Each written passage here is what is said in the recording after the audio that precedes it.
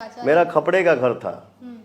बारिश के महीने में जब होता ना, बचपन में जो 16 दिन का बारिश लगातार होता है उसको हाथिया बोलते थे ना। हो अब होता है कि नहीं? होता है, हथुआ नक्षत्र बोलते हैं, उसमें बहुत बारिश 16 दिन लगातार पानी, तो पानी चूने भी लगता था, गोईठा के स्टॉक खत्म हो जाते रहे।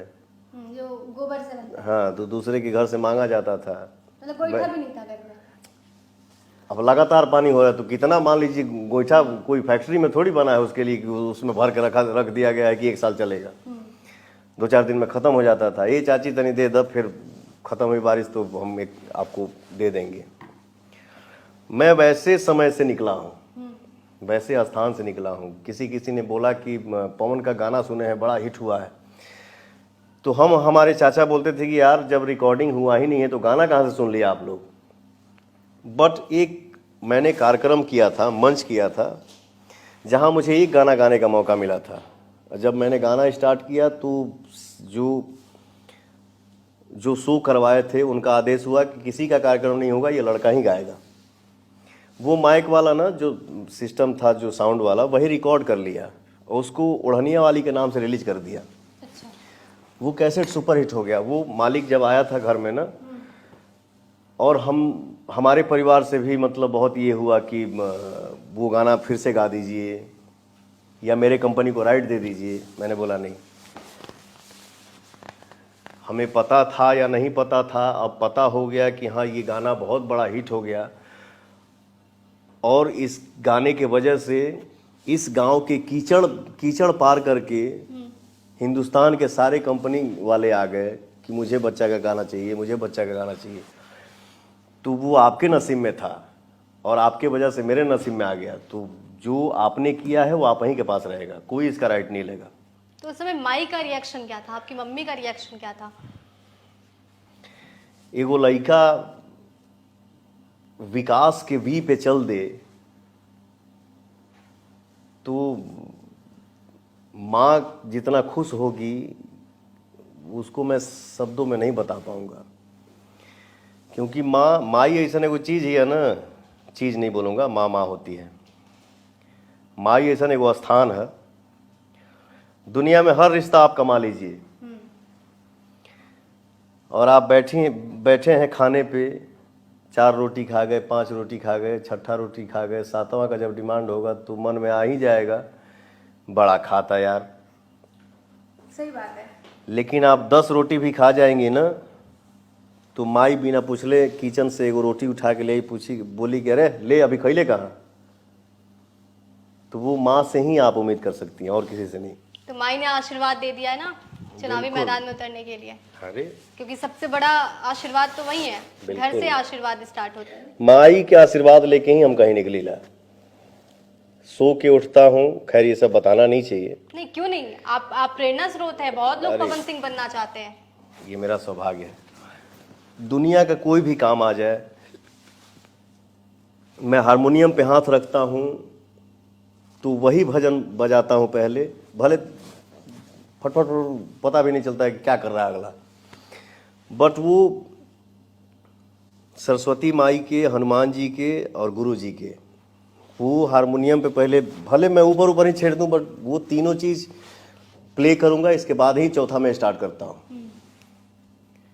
क्या बोल रहा था, सॉरी मैं भूल गया। जब आप स्टार्ट करते हैं गाने का। हाँ, मैं कहीं भी निकलता हूँ तो माई के आशीर्वाद लेके निकलीला, और सुत के उठीला तो हम जिसको मानते हैं उसको पहले प्रणाम करते हैं।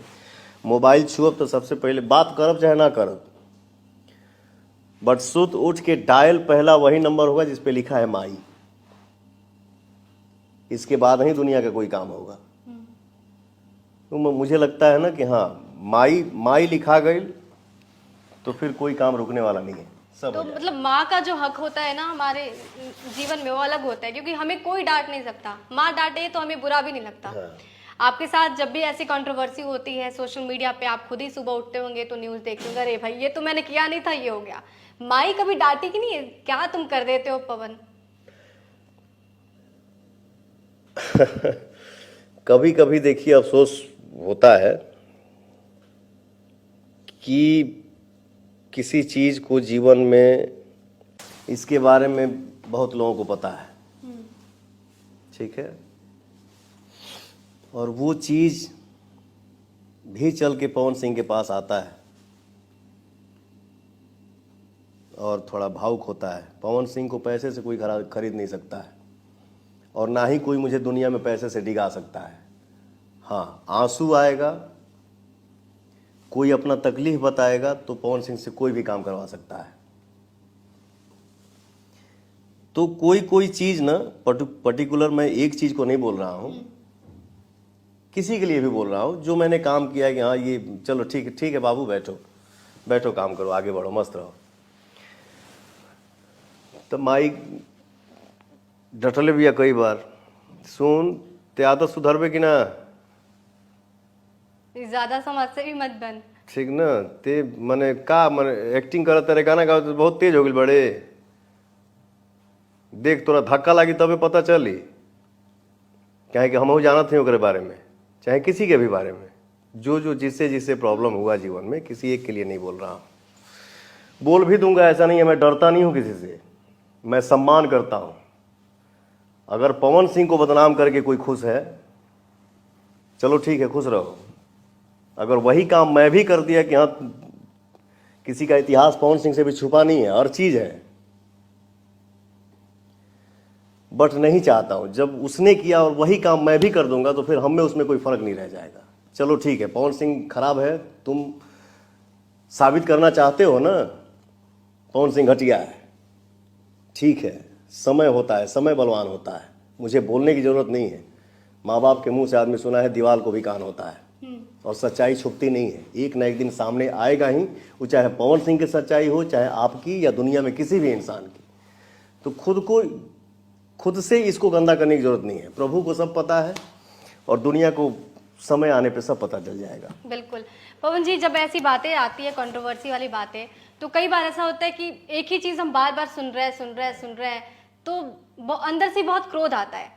बहुत सारे इंसान टूट जाते हैं, बहुत सारे इंसान जो आपकी तरह है, वो जो चुप रहते हैं, वो अपने अंदर उन चीज़ों को रखते हैं और वही उनकी मजबूती हो जाती है। पवन जी ने इन तमाम प्रेशर्स को हैंडल कैसे किया?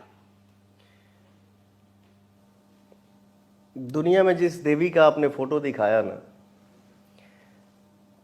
तो उसको खोने के बाद मैंने बोला कि भाई मेरे से अब एक्टिंग नहीं होगा और ना ही सिंगिंग होगा, मैं छोड़ देता हूँ। मैं किसानगिरी करके, हल चला के, ट्रैक्टर चला के मैं अपना जीवन बिता लूँगा, बट मेरे से अब ये सब नहीं होगा। लेकिन दोस्ती एक ऐसी चीज़ होती है, दोस्ती एक ऐसी महान स्थान है। मेरे जीवन में एक दोस्त है जिसका नाम है दीपक। तो जब हुआ था तो मैं तो सन्न रह, अरे एक आर्टिस्ट, कलाकार के जीवन में इस टाइप का कलंक लग गया मेरे कंधे पे। लगना था, लग गया, क्या कर सकता हूँ। बट मेरे दीपक ने बोला भाई अनहोनी तो हो ही गया, जो नहीं होना चाहिए था। बट एक बात हमेशा ध्यान रखना पवन सिंह, तुम सिर्फ अपने घर के बेटे नहीं हो, तुम पूरे हिंदुस्तान के बेटे हो और पूरे भोजपुरिया संसार के बेटे हो। तो तुम जिस वजह से तुमको पहचान मिली है उसको तुम साइड नहीं कर सकते, चाह के भी। तुम्हारे चाहने वाले इतने हैं ना कि तुम चाहोगे भी कि मैं सिंगिंग छोड़ दूं, एक्टिंग छोड़ दूं, नहीं छोड़ने देंगे। तो मैं उस दोस्त को थैंक यू बोलूँगा, थैंक यू सो मच मेरा भाई दीपक, जो तुमने इतना हिम्मत दिया मुझे कि मैं टूट भी चुका था तो एक दोस्त ने इतना साथ दिया, इतना सपोर्ट किया कि मैं भी सोचा कि चलो संघर्ष ही जीवन है, इससे हार नहीं मानने का, दुनिया का कोई भी झटका आएगा उसको झेल लूँगा। लेकिन आपके गानों में ऐसा नहीं लगता कि ये वो पवन जी गा रहे हैं जो कल रो के आए होंगे, जिनके ज़िंदगी में भी उस तरह के उतार चढ़ाव होंगे जो हमारे सबके ज़िंदगी में होते हैं? ये कैसे अपने आप को इतना मजबूत रखना है कि आज के ज़माने में इस पे बात होने की बहुत ज़रूरत है, क्योंकि कई सारे लोग हैं हमारे इंडस्ट्री में, भोजपुरी इंडस्ट्री में देख लीजिए, हमारे इसलिए मैं बोलती हूँ क्योंकि मैं खुद भोजपुर से हूँ, मैं भोजपुरी भाषी हूँ, तो इस इंडस्ट्री को मैं भी अपना इंडस्ट्री मानती हूँ। मुझे लगता है कि हम सब मिलकर ही आगे बढ़ेंगे। तो जब हम इस इंडस्ट्री की बात करते हैं तो कई सारे न्यू कमर्स हैं जो झेल नहीं पाते हैं, सुसाइड वाली चीज़ें हो जाती हैं। पवन जी के साथ भी वैसे हुआ, कंट्रोवर्सी आपके साथ भी हुई, लेकिन गाने में कभी नहीं लगा। गाने में जो पवन पहले थे वो पवन आज है। बहुत टेढ़ा टेढ़ा सवाल करत हो तू कभी कभी, लेकिन अच्छी बात है। देखिए क्या है, कोई लीख में हो या लाख में हो, हमने के भोजपुरी में वो कहावत कहा जाला कि घर घर देखा एके लेखा।